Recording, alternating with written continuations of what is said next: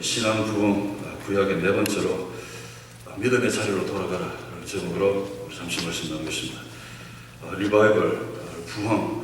이 부흥은 다른 데 있는 것이 아니라 내 자신이 새로워지는 것. 내 자신이 새로워지는 것이 부흥입니다. 여러분, 정말 지난날 그 뜨거웠던 열정, 그 뜨거웠던 그 헌신, 그것이 바로 그 시절이 바로 여러분의 부흥의 때였습니다. 그러한 시절이 남은 인생에 다시 한번 일어나기를 간절히 축복합니다. 우리 인생에 어려움이나 위기가 없어지면 어떻게 되겠습니까? 많은 분들이 기도하실 때 어려움 없게 해달라고, 문제 없게 해달라고, 인생의 문제 해결해 달라고 맨날 기도하시는데, 여러분 그 인생의 문제 없어지고 위기 없어지면 어떻게 되겠습니까? 편안하게 잘 살 수 있겠습니까? 더 행복해질 수 있겠습니까? 많은 분들이 그렇게 생각합니다. 위기가 사라지고 문제가 사라지면 편안할 거라 그러고 더 행복할 거라고 그럽니다. 물론 어느 순간 그럴 수도 있습니다. 하지만 진짜 그렇겠습니까? 어느 목장에 양이 많이 있었는데요. 양을 많이 기르는 목자가 있었습니다. 그런데 그 지역에 늑대와 여우들이 많이 살아가지고 밤만 되면 몰래 와가지고 양을 한 마리씩 잡아가는 겁니다. 그래서 이 목자가 골칫덩어리였습니다. 이걸 어떻게 할 것인가? 양을 보호해야 되는데 어떻게 하면 보호할 수 있을까 하다가 그 마을에 포스들을 다 고용을 했습니다. 그래서 포스들이 밤에 몰래 숨어가지고요, 양 잡으러 오는 그 늑대, 여우 총으로 쏴서 다 잡았습니다. 그 마을에 늑대가 사라지고 여우가 사라지니까 양들이 막 토실토실 살도 찌면서 그때부터 아무 문제 없이 그 목장이 잘 되었습니다. 그러다가 겨울이 다가왔습니다. 겨울이 다가왔는데 그 양들이 춥지도 않는데 시름시름 할 때니 죽어가는 양들이 나타나기 시작했습니다. 예년 같았으면 이 정도 추위보다는 더 추운 겨울에도 양들이 잘 견뎠는데 이 별로 춥지도 않는데 양들이 죽어 나가는 것입니다. 그게 소문이 났습니다. 소식에 뉴스에 났습니다. 그래서 이게 도대체 어떻게 된 일인가? 생태학자가 그것을 알아보기 시작하는데 왜 양이 죽었을까? 바이러스냐? 뭐냐? 보았더니 그 양들이 천적이 없어지고 난 뒤부터 그 양들의 인생에 경계심이 사라지는 거예요. 경계심이 사라지니까 어떻게 되겠습니까? 생활이 너무 편한 겁니다. 그래서 결국은 면역력이 떨어지고 저항력이 떨어진다는 것입니다. 그래서 조금만 추위가 와도 견디지 못하고 죽어버린다는 것입니다. 맹수가 옆에 있을 때는 양들이 막 이리 피하고 저리 피하고 막 강해져가지고 어떤 저항력도 있고 뭐 위기에 대처하는 것도 있고 뭐 이렇게 살았는데 그 천적들이 사라지고 난 뒤 보니까 그 조그마한 추위도 견딜 수 없어서 죽어버리다는 것입니다. 우리 인생도 마찬가지입니다. 사람이 고생을 모르고 살거나 여러분 긴장할 수 있는 무슨 그런 일이 없으면 어떻게 되느냐? 오히려 엉뚱한 데서 사고가 일어납니다. 늘 긴장 상태에서 늘 뭔가 저항력을 갖고 늘 무슨 기도거리가 있고 늘 하나님 찾아야 될 뭔가 있으면 여러분 이 사람 잘 넘어지지 않습니다. 그런데 아무 일 없이 편안하게 사는 것이 행복한 줄 알았는데 그렇게 사는데 이런 엉뚱한 데서 일어난다는 것입니다. 우리 자녀들이 강인하게 키우지 않고 오냐 그러면서 다 잘해주고 오십시오. 그 어린아이가 성인이 되어서 위험을 만났을 때 잘 견디겠습니까? 너무나 쉽게 무너지는 학생들을 보면 결국은 어릴 때 너무 여러분 부모님들이 너무 잘해줬거든요. 너무 잘해줬어요. 우리 부모님 세대 너무 고생해가지고 우리 자녀들만이라도 고생 안 시키려고 물도 떠다 주고 밥도 먹여주고 별거 다 해줍니다. 보니까 저도 좀 그런 경향이 있었어요.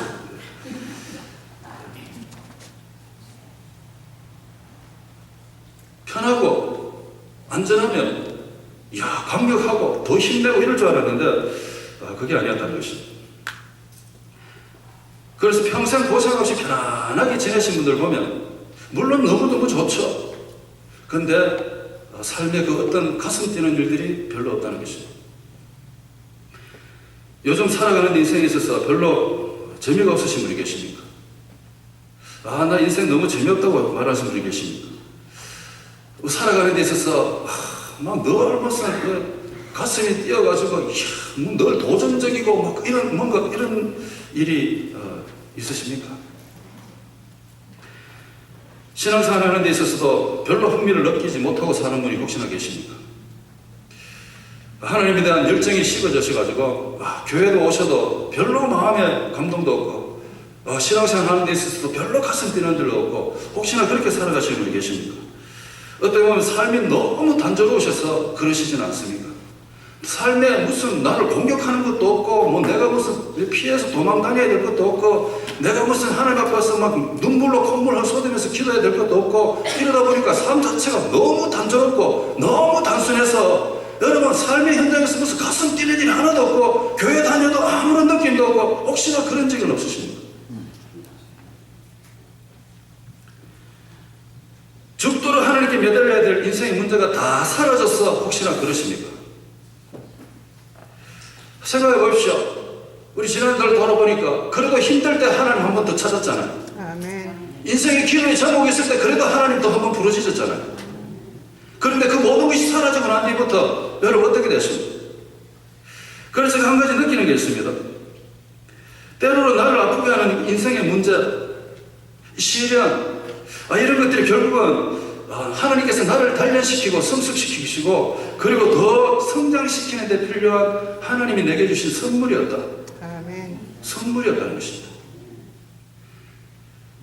고난에 그리고 눈물에 정말로 인생에 다가온 그 아픔의 파도를 넘어갈 때는 참 힘듭니다. 그런데 그것이 결국은 내 인생의 가장 큰 축복이었다. 이것을 우리가 발견해야 될 줄 믿습니다.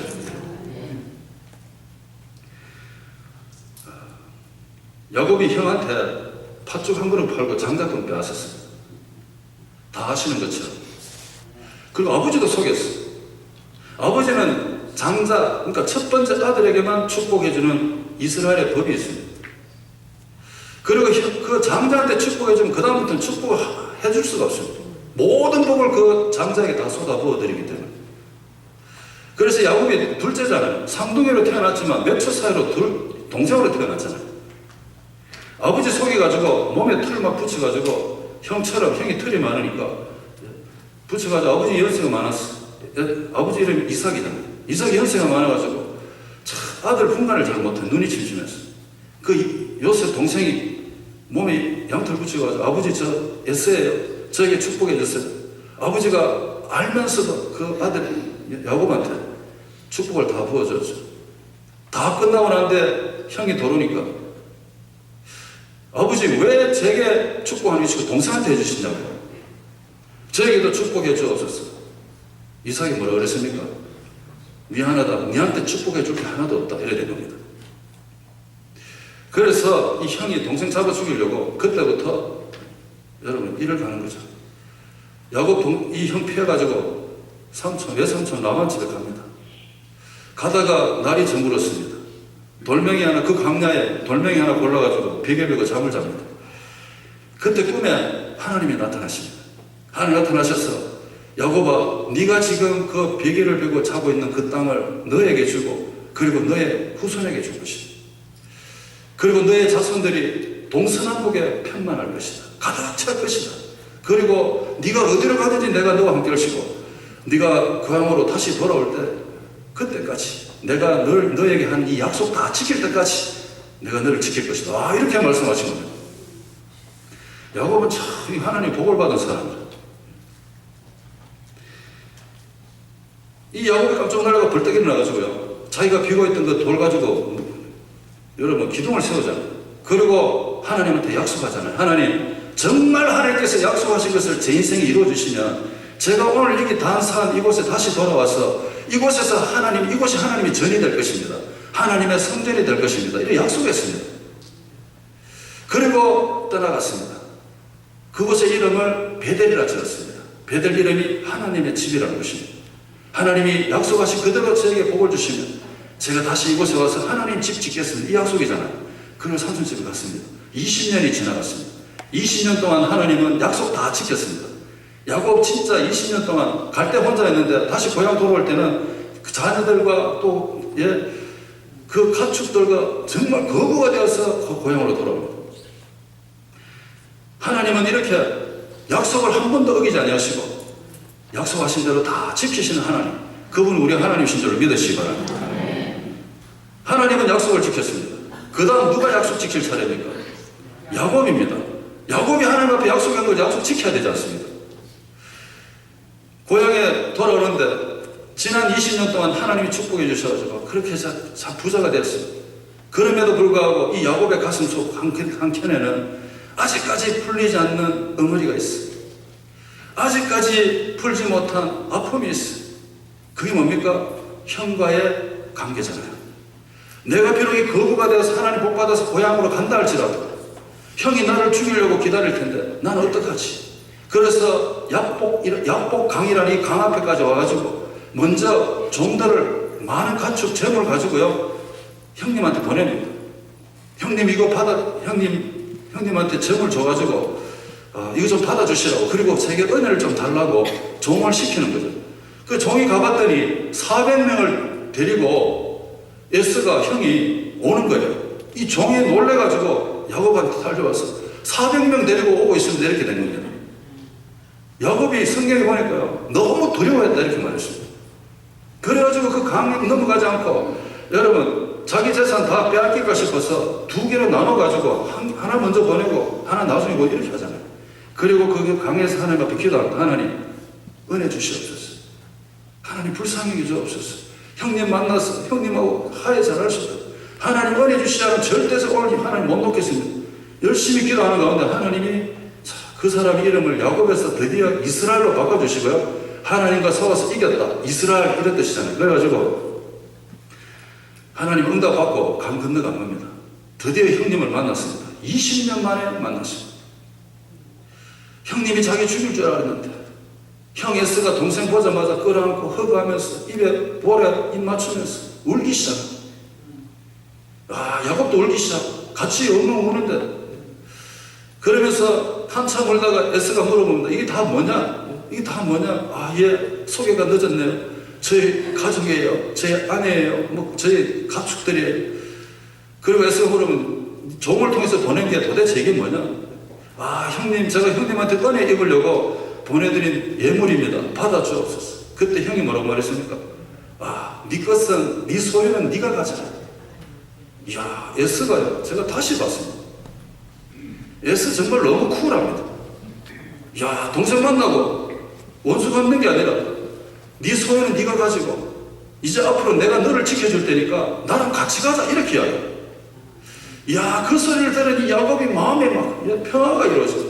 그래서 하는 말이 뭡니까? 형님 얼굴 보니까 내가 하나님 얼굴 보는 것 같아. 참, 이게 진짜인지 아닌지 뭐지 진짜.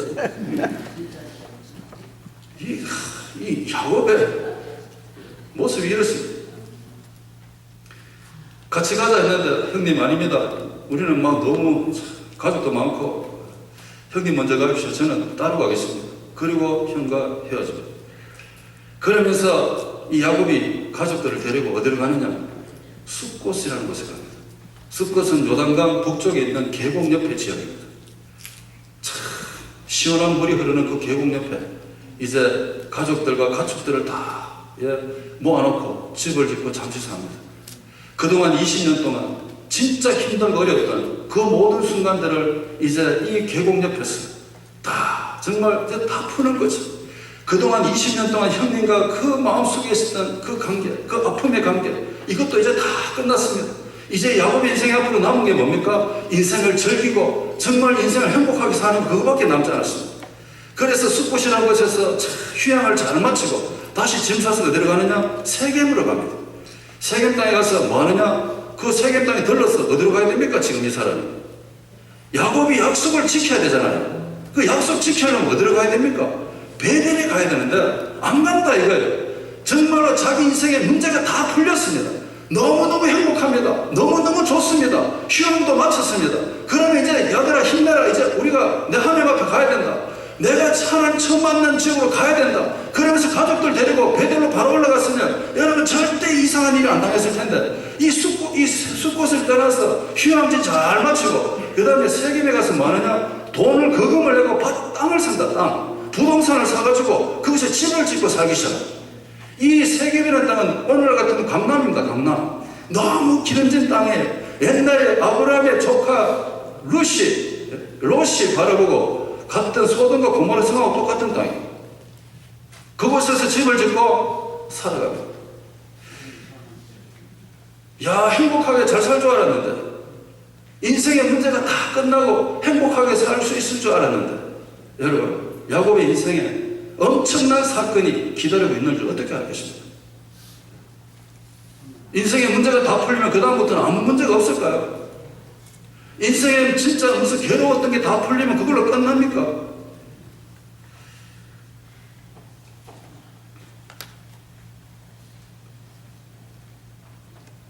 기름지고 살기 좋은 곳에 이르렀더니 그곳에서 집을 짓고 삽니다. 세겜 땅입니다.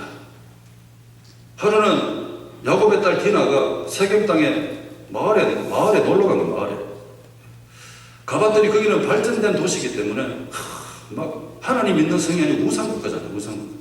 나가봤더니 막 귀걸이도 이상한 거 하고요, 옷도 막 이상한 거 입고요, 막 어떻게 보면 막 문신부터 시작해서 막 이상한 우상을 숨기는 그런 모습을 몸에 많이 하니까 이 딸이, 이야, 그거 보고 너무너무 신기한 거 아닙니까?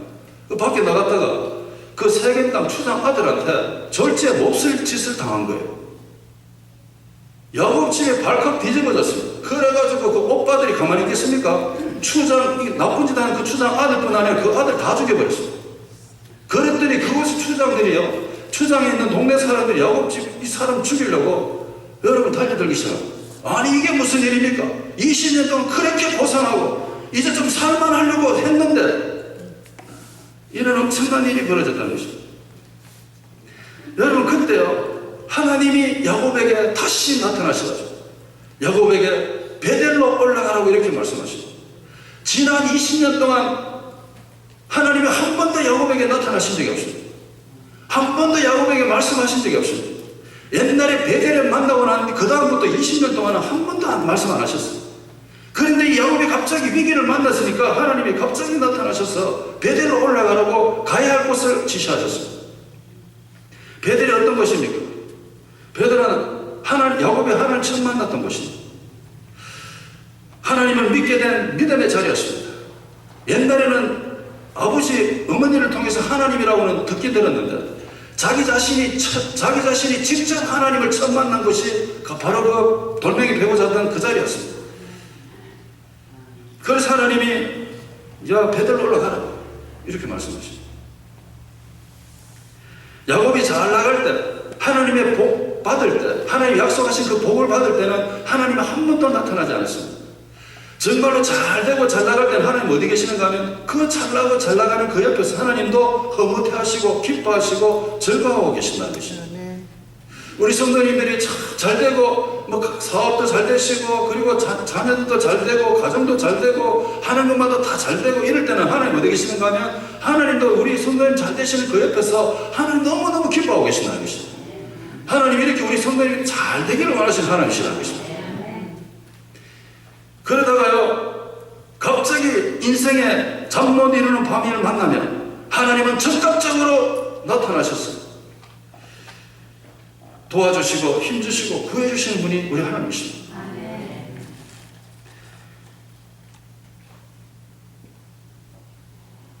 우리는 너무나 힘이 부족해서 도와주고 싶어도 못 도와주고 남들이 힘들고 어려운 걸 보면서도 우리가 도와주고 싶어도 잘 안 됩니다. 저희 큰딸 에스더가 어릴 때 그네를 타고 놀았거든요. 그 그네 타고 노는 모습을 보니까 얼마나 이쁜지 밥 안 먹어도 배부르다 이런 이야기 있잖아요. 우리 부모님도 다 그렇지 않습니까? 그네를 타고 싱글싱글 웃으면서 그네 타고 아빠 그러면서 저도 그 옆에서 웃으면서 보고 있는데 이게 가만히 떨어질 것 같아요. 그네에서. 근데 아니나 다를까 그네에서 떨어지는데 제가 뭐 했겠습니까? 이러다가 금방 떨어져요. 막 모래에 얼굴이 떨어져서 입이 막 퉁퉁 붓고 막 그랬어요. 제가 할 수 있는 게 뭐라고요? 이러다 끝나는 거예요. 여러분 그게 우리 인생입니다. 사람의 능력은 이거밖에 안 됩니다. 하다가 다 시간 다 가버립니다. 하지만 하나님은 참으로 민첩하신 분이십니다. 적시로 도움의 손길을 펴시는 분이 하나님이신 줄로 믿으시기 바랍니다. 한번 생각해 보십시오. 예배 가운데서 말씀 듣다가 아니면 기도하다가 하나님이 나의 인생의 문제를 도우시는 그 은혜가 적극적이라는 것을 우리는 경험합니다. 여러분, 기도하기 전에 아무것도 몰랐는데 인생의 문제를 들고 성전에 와서 이 베델, 이 하나님의 집에 와서 기도할 때 그 기도하는 가운데 하나님이 그 인생의 문제의 해답을 다 적시어 주시잖아요. 그래서 기도가 중요한 것입니다. 그래서 기도가 얼마나 대단한지 모릅니다. 기도의 시간을 쉬지 마시길 간절히 소원합니다. 얼마나 대단한지 모릅니다. 말씀 듣다가 하나님이 적극적으로 응답해 주십니다. 말씀 듣다가 인생의 문제가 풀어집니다. 예배 드리다가도 인생의 문제가 풀어지는 분이 얼마나 많은지 모릅니다. 그래서 예배의 성공이 우리 인생의 성공이라고 늘 말씀하잖아요. 우리 전사님 맨날 우리 찬양하기 전에.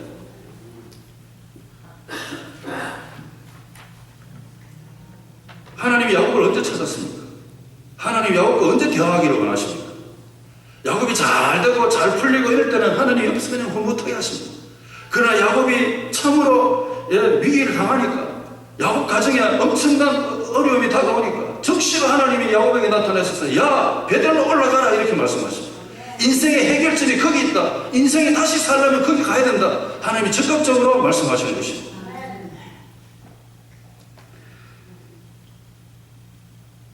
마치 투수가 공을 던지는데 잘 안 돼. 맨날 포볼 주고 맨날 홈런 맞고 이러니까 감독이 쫙 지켜보고 있다가 적시로 나가서 무슨 이야기 하잖아요. 격려해주고 힘내라 그러고, 그럼 또 그 다음 또 투수가 또 잘 던지고 이런 일 있잖아요. 하나님 우리를 인생을 쭉 바라보시면서 위기 때마다 하나님 적극적으로 우리를 도우시고 인도해 주시려고 늘 우리를 바라보시는 하나님이신 줄로 여러분 믿으시기 간절히 축복합니다. 오늘 하나님께서 위기를 만난 야곱에게 다시 믿음의 자리로 돌아가라 이렇게 말했습니다. 야곱 깜빡 까먹고 있었는데 너무 잘 되고 너무 편안하고 적수도 없어지고 위기도 없고 이러니까 여러분 땅 사고 집 짓고 막 이래 살다가 하나님과 맺었던 약속 까마득하게 잊어버리고 있었어요. 그러다가 위기가 오니까 그때서야 아이고 내가 베들로 가서 하나님 앞에 하나님 집 짓기로 했는데 내 지금 뭐 하느냐 이런 깨닫게 된 거잖아요. 하나님 집으로 올라오라고 합니다. 그 하나님의 집 믿음의 자리입니다. 그곳에는 어떤 것입니까? 바로 치유가 있고 회복이 있는 자리입니다.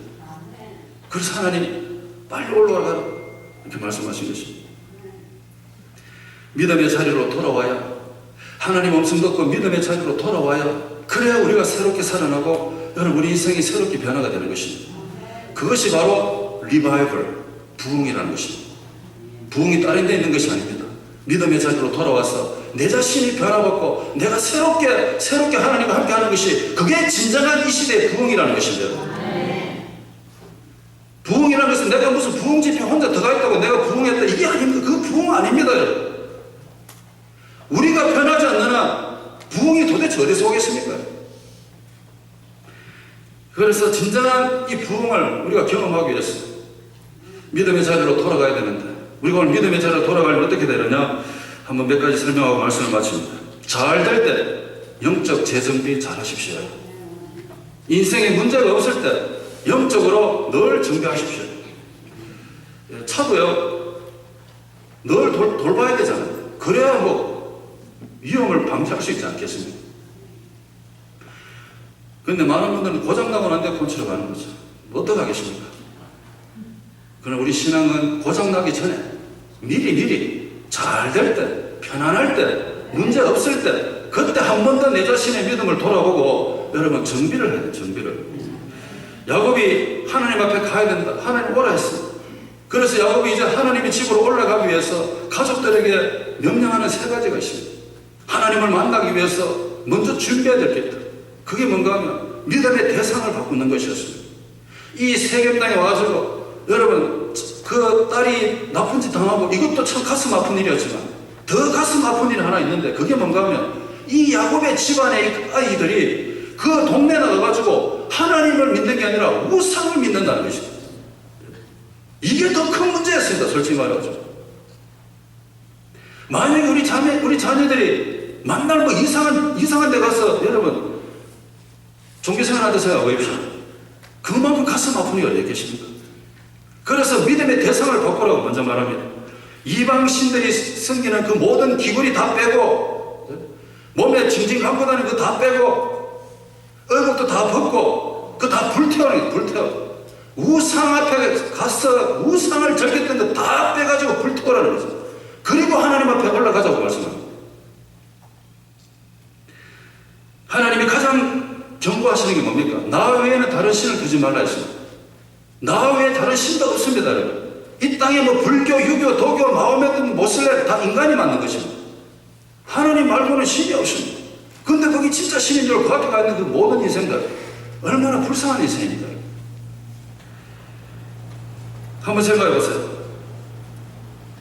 절에도 한번 가보고, 점도 치러 가고, 철학관에도 가보고, 뭐 칠과성 옥동자도 한번 찾아가보고, 그리고 뭐 부적도 받아와가지고 몸에 붙이고 다니고, 차에도 붙여놓고, 집에도 잘 보이는 데 붙여놓고, 비계 속에 붙여놓고, 그리고 또 교회도 다니고. 그런 생각해 보세요. 그게 신앙일까요? 그게 미신이지. 오늘날 교회 안에는요, 교회를 미신처럼 믿고 다니는 사람 너무 많습니다. 교회도 그 중에 하나. 정치로 가는 것도, 뭐 철학관 가는 것도, 교회 가는 것도 다 동일하게 비슷하게 생각하는 사람이 얼마나 많은지 모르는데요.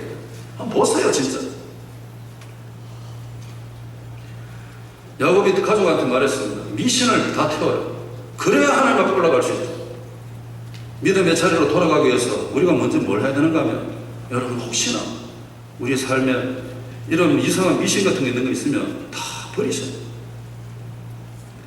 그리고 거룩한 몸가짐을 가지라 했습니다. 하나님 앞에 올라갈 때 스스로 성결케 하여, 스스로 정결케 하여 거룩한 몸을 준비하라는 거죠. 하나님 전에 가는데 정말 우상 섬기던 그 몸, 죄악된 몸, 이를 가지고 어떻게 올라가겠느냐는 거죠. 그래서 가족들한테 몸을 거룩하게, 몸가짐을 잘해라, 이렇게 말했습니다. 이사야 44장 7절에 이렇게 말씀합니다. 악인은 그 길을 버리고, 불의한 자는 그 생각을 버리고, 그리고 하나님께로 돌아오라, 이렇게 말했습니다. 우리가 하나님 전에 올 때도 마찬가지입니다, 여러분. 세상에 온갖 미신 다 즐기다가 주일 되어서 교회 가야 된다. 여러분, 그러면 하나님이 그 예배를 받으시겠습니까?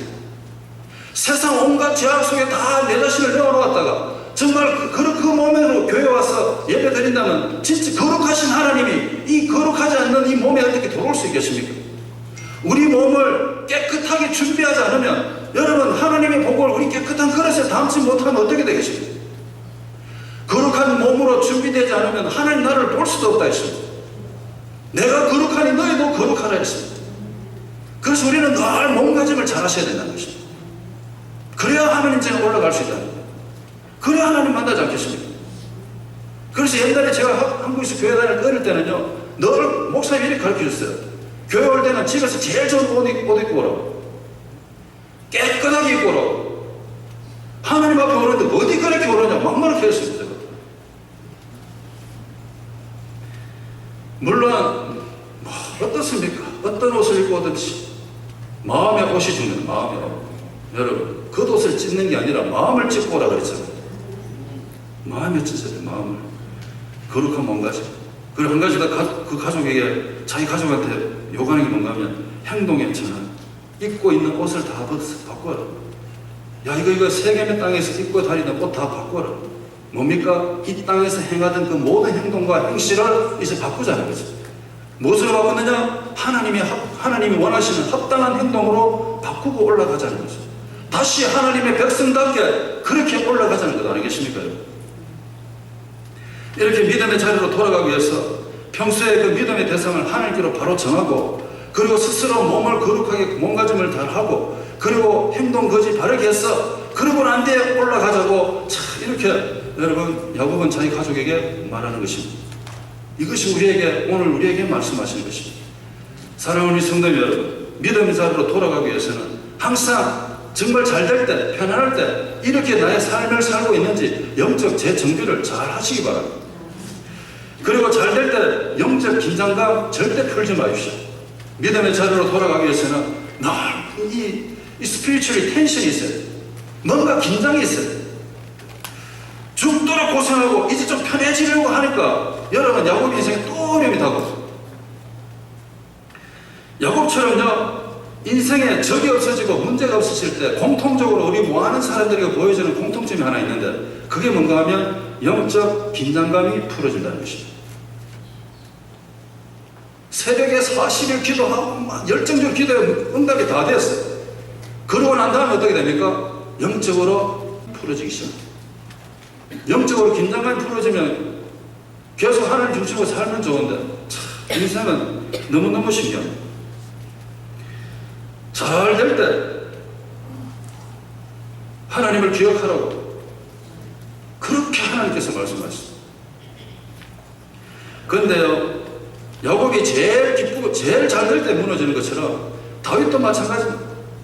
다윗이 언제 무너집니까? 인생의 최고의 순간에 인생의 최고로 잘 되던 그 순간에 다윗이 무너집니다.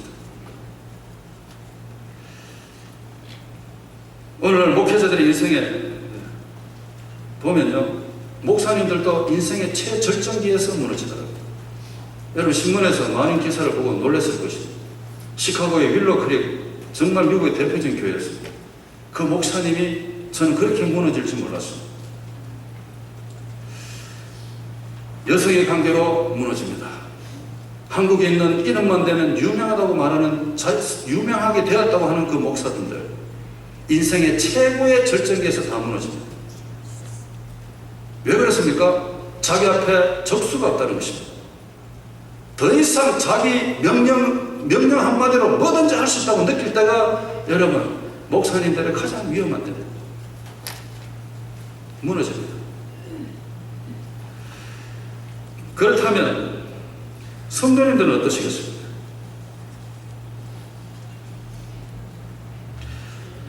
목사님들도 이렇게 최절정에 달릴 때 무너지면 하물며 우리 성도님들 어떠시겠습니까? 하나님 부어주신 그 엄청난 은혜에 대해서 더 감사하고 더 감격했어. 하나님 앞에 달려왔어.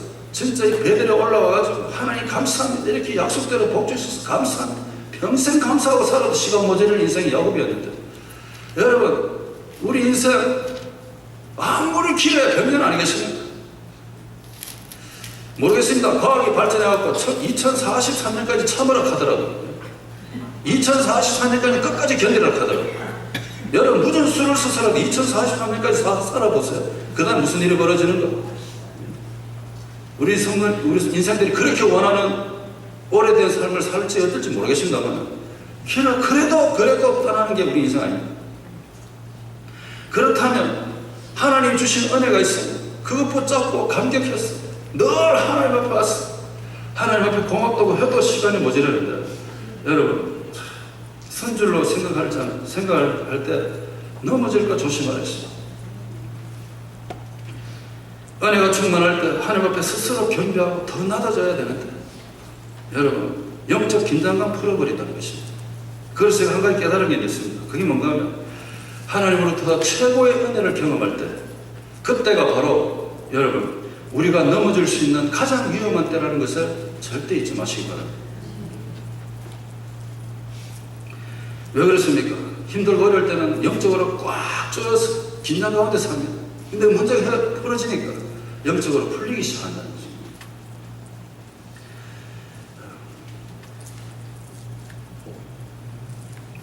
인생이 잘 되고 있을 때 그때 우리 사랑하는 성도 여러분 영적으로 더 성장하시고 더 하나님 앞에 달려가시기를 간절히 축복합니다. 그리고 잘 될 때 믿음의 방향을 체크하십시오. 마지막으로 말씀을 드립니다.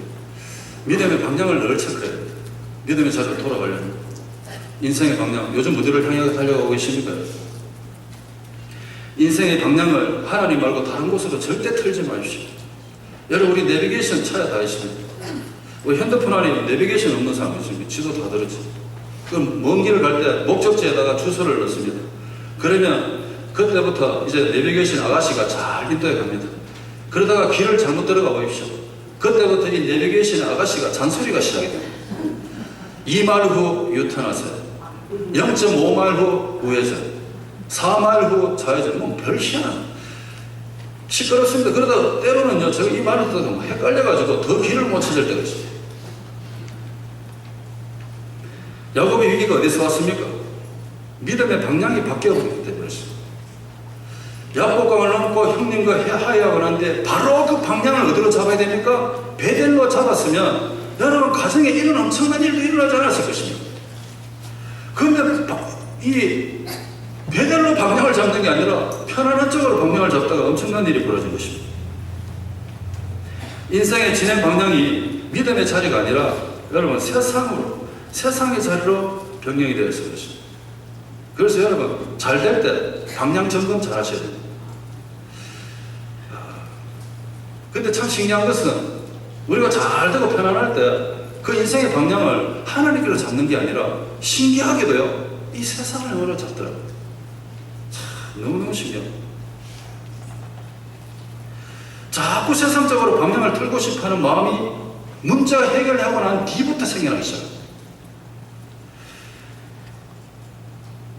잘 될 때, 편안할 때, 은혜가 충만할 때, 그때 하나님께로 더 가까이 나가면 얼마나 좋겠습니까?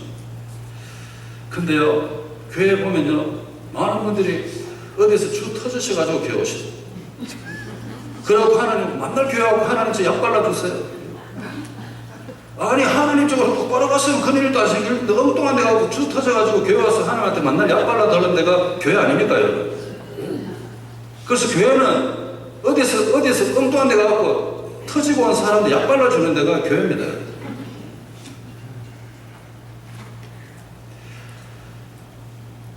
인생의 방향을 하나님께로 맞추십시오. 다른 데로 가봐도요 별거 없습니다.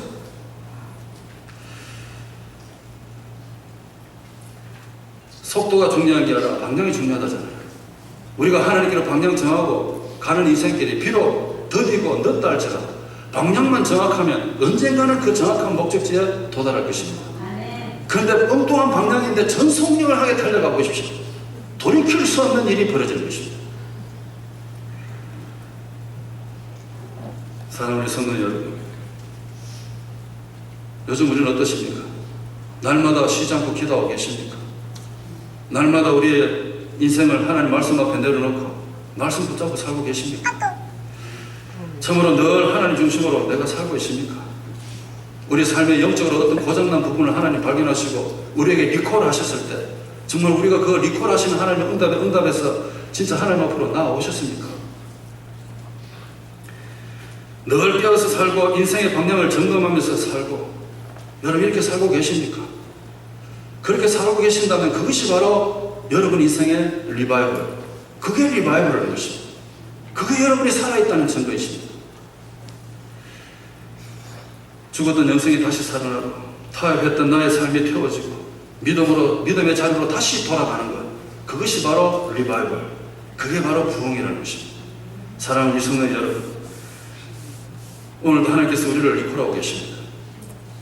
고장난 우리 인생을 고치셔서 구원의 방주인 이 방주 안에서 정말 이 믿음의 자리로 돌아온 우리 인생들을 늘 지키시고 도우시고 함께 하시길 원하시는 하나님, 그분에게 늘 가까이 나가셔서 여러분 인생 맡기시고 남은 인생도 힘차게 살아가시는, 그리고 어렵고 힘들 때마다 아니면 잘 될 때마다 언제든지 여러분 우리가 돌아가야 될 곳은 믿음의 자리다, 하나님의 집 예배당인 줄로 믿습니다. 이 한 주간도 늘 하나님 은혜 사모하시면서 살아가시는 복된 인생 되시기를 간절히 축복합니다. 우리 한번 기도하겠습니다. 우리 잠시 한번 눈을 감고 말씀을 묵상했으면 좋겠습니다.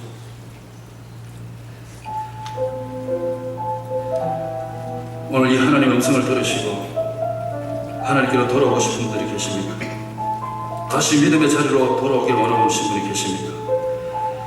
그러시면 조용히 자기 가슴에 손을 얹으시고 기도하시기 바랍니다. 하나님,